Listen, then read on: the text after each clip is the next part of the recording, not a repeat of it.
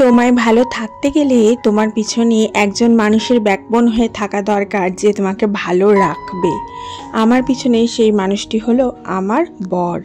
Hello everyone, this is Ivy. Welcome back to my channel ইসাস ডায়েরিজের নতুন সকালে তোমাদের সকলকে ওয়ার্ম ওয়েলকাম জানিয়ে, দুর্গাপুজোর শুভেচ্ছা জানিয়ে একটা নতুন ব্লগ উপহার দিতে চলেছি। এটা পুজো শুরু হওয়ার আগের ব্লগ। এই ব্লগটা দিতে একটু দেরি হয়ে গেল, কারণ পুজো চলাকালীন এই ব্লগ এডিট করে ওঠার আমি সময় পাইনি। আমি গেছিলাম তারাপীঠ গ্রামে আমার নিজস্ব শ্বশুরবাড়ির দুর্গাপুজোতে, এবং সেই সমস্ত ব্লগ খুব শীঘ্রই তোমাদের কাছে শেয়ার করে উঠব।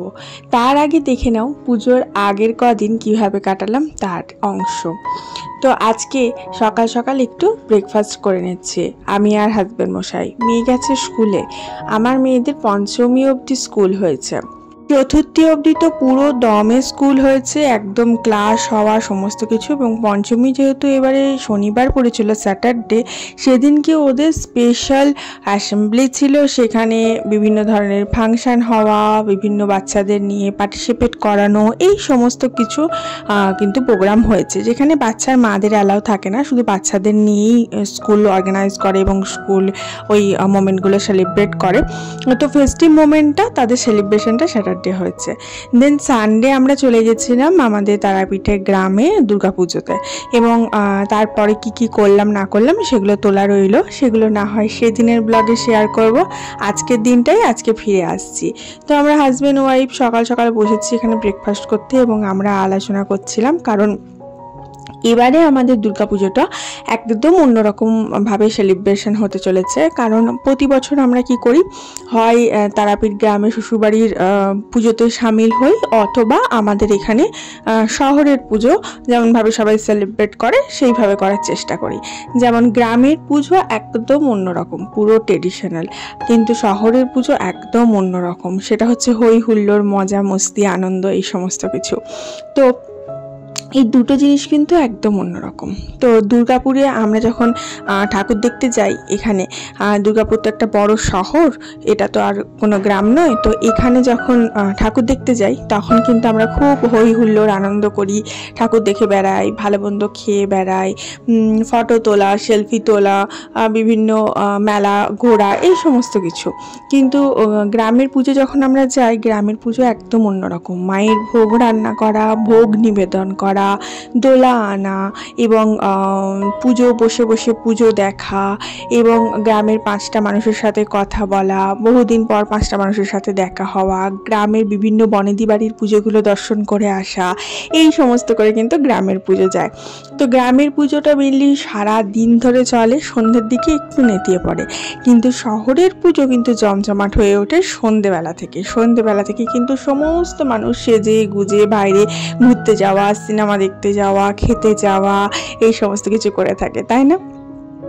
যাই হোক, ওই সমস্ত নিয়ে আমাদের আলোচনা চলছিল যে আমরা এবারে পুজোটা একটু অন্যরকমভাবে প্ল্যান করেছি, অন্যরকমভাবে সাজিয়েছি, যে আমরা কিছুদিন ওই গ্রামে কাটাবো, ট্রেডিশনাল জিনিসটাকে আমার মেয়েকে দেখাবো, এবং একদিন এখানে শহরের পুজো দেখব, এবং তারপরে 2 দিন আমরা বেরিয়ে যাব বাইরে কোনো ট্যুরে, বাইরে কোনো জায়গায় এনজয় করতে। যেহেতু আমরা নতুন গাড়ি কিনেছি, গাড়ির ভিডিও যারা এখনও দেখোনি তারা কিন্তু অবশ্যই দেখে নিও।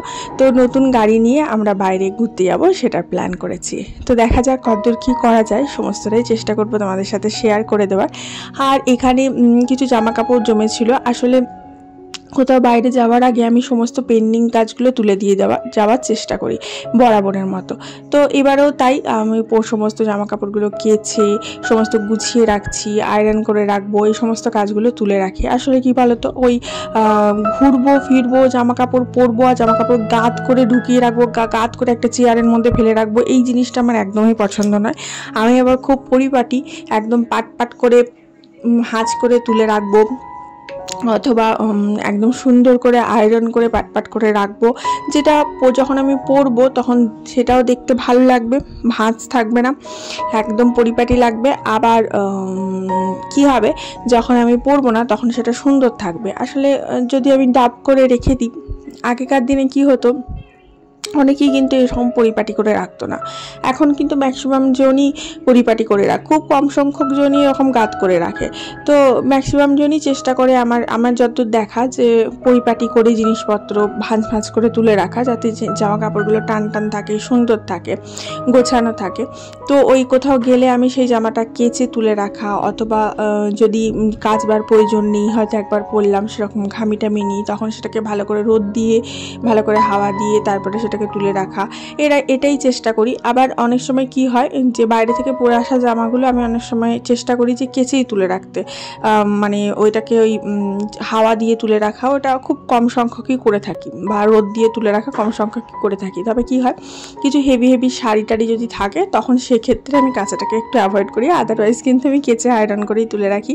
তার কারণ হচ্ছে বাইরে যে জামা কাপড়টা পরে যায় সেটা আলমারির মানে গোছানো জামা কাপড়ের মধ্যে মিক্স না করাই ভালো, এটা আমার একটা চিন্তা ভাবনা, সবার সাথে নাও মিলতে পারে। তো এইভাবেই আমি চেষ্টা করি সেগুলোকে পরিপাটি তুলে রাখা। এবার পুজোটা যেহেতু অন্যরকমভাবে প্ল্যান করেছি, সে তাই গোছানোটাও অন্যরকম হবে, মানে আমাকে 2-3 বার গোছাতে হবে, 2 বার গোছাতে হবে, 2 বার অন্যরকম জামা প্যাকিং করতে হবে, কারণ একটা গ্রামের ড্রেস অন্যরকম হয়। আমি চেষ্টা করি যে জায়গায় যাই সেই জায়গার মতো ড্রেস পরতে। গ্রামের পুজোতে গেলে শাড়ি পরবো, শহরের পুজোতে জিন্স পরে দেখবো, ট্যুরে গেলে শর্ট প্যান্ট পরবো। তো বিভিন্ন জায়গায় বিভিন্ন রকম ড্রেস কোড লাগে, সেরকম বিভিন্ন জায়গায় বিভিন্ন ড্রেসে ব্যবস্থা করতে হয়, সাজাতে হয়, সেগুলো গোছাতে হয়। তো এই সমস্তগুলো করতেও কিন্তু বেশ অনেকটা সময় লাগে। তারপরে শরীরের একটা ক্লান্তিবোধ আছে, শরীরটাকে ফিট করার জন্য, সুস্থ করার জন্য, সেই ক্লান্তিটাকে দূর করার জন্য কিন্তু আমাদের চেষ্টা করতে হয়। এই সমস্ত কিছুর মাঝেই দেখো কথা বলতে বলতে আমার জামা কাপড়গুলো গোছানো হয়ে গেল। এবারে ভাবলাম এদিকে আমি জামা কাপড় কটা যে কটা রয়েছে সে কটা আয়রন করে তুলে রাখি, কারণ আয়রন করতে অনেকটা সময় লাগে, অনেকটা পরিশ্রম লাগে, কষ্ট লাগে, এবং আয়রন করতে করতে করতে করতে মাঝে মাঝে হাঁপিয়ে যাওয়া হয়, এই সমস্ত কিছু চলে। আবার আয়রনটা অনেক সময় জোর দিয়ে না করলে অনেক কটনের কাপড় আছে যেগুলো হুঁচকে যায়। বিশেষ করে কি হয় বলো তো, ওয়াশিং মেশিনে কাপড় কাচলে একটু কাপড়গুলো জড়ো জড়ো হয়ে যায়, কারণ ওয়াশিং মেশিন খুব জোর শোকায়, তো জিনিসটাকে একবার নিগড়ে শোকায়, তার জন্য অনেকটা জড়ো জড়ো হয়ে যায়। কিন্তু যদি হাতে কাচো তাহলে দেখবে অতটা কিন্তু জড়ো জড়ো হয় না। তার জন্য কিছু কিছু জামা কাপড় থাকে যেগুলো আমি একদমই ওয়াশিং মেশিন ইউজ করি না, হাতেই কিন্তু কাছাকাছি চেষ্টা করি। তাহলে কী হয় বলো তো, পুজোর সময় ঘোরা টোরা, খাওয়া দাওয়া, মস্তি করা, এই সমস্ত করতে করতে না কোথাও না কোথাও ওই ঘরের কাজগুলোতে একটু ফাঁকি পড়ে যায়, বাকি হয় যে ঘরের কাজগুলো করতে ইচ্ছা করে না, শরীর চলে না। কারণ তুমি যতই বাইরে মস্তি করবে তত ঘরে এসে মনে হবে শুয়ে পড়ি, ঘরের কাজ করতে আর ইচ্ছা করবে না। আর আমার মনে হয় ঘরটাকে পরিপাটি রাখাটা আমাদেরই দায়িত্ব, তাই না? যে আমি শুধু বাইরেই মস্তি করে বেড়াবো আর ঘরটা পরিষ্কার পরিচ্ছন্ন রাখবো না, তাহলে মা দুর্গার আগমন আমার ঘরে কী করে ঘটবে, তাই না? তো এই জন্যেই, এই পার্টিকুলার এই সমস্ত কারণের জন্যই 9 দিন নবরাত্রি পালন করে মারোয়ারিরা, যারা নন বেঙ্গলি রয়েছে। 9 দিন তারা ঘরে পুজো করে, 9 দিন তারা ভাত পর্যন্ত খায় না, এবং 9 দিন পরে যখন উদযাপন করে তখন 9টা ছোট বাচ্চা মেয়ে যাদের শরীর খারাপ হয়নি তাদেরকে ভোগ খাইয়ে তারপরে উদযাপন করে। তো এরকমভাবে ওরা সুন্দরভাবে একটা ঠাকুরের পুজো ঘরের মধ্যে পালন করে। তো আমরা কি করি, আমাদের বাঙালিদের মধ্যে যেটা হয়, খালি প্যান্ডেল হপিং করব, বাইরে খেয়ে বেড়াবো, ঘুরে বেড়াবো, কিন্তু ঘরের মধ্যে যে একটা মহাশক্তিকে নিয়ে আসা, শক্তির আরাধনা করা, সেই জিনিসটা আমরা কোথাও না কোথাও হারিয়ে ফেলি। জানো, গ্রামে যখন তারাপীঠ গ্রামে পুজো দিতে যায়, এই দুর্গাপুজোয় যাই, একটা তো পুজো রয়েছে যেটা আমাদের বংশ পরম্পরায় চলে আসছে, সেই পুজোটা তো আমরা করছি, কিন্তু তবুও সবাই ছোট ছোট একটা করে ঘটি, পিতলের ঘটি, এবং তার মধ্যে ওই তোমার আমশখা নিয়ে যায়, এবং সেটা মা যে যতদিন মা থাকে ততদিন সেটা পুজো করে, জল নিয়ে আসে, দোলা যখন আসে তখন জল নিয়ে আসে, পুজো করে, এবং তারপরে যখন মায়ের ভাসান হয়ে যায় তখন সেটাও তারা ভাসান করে।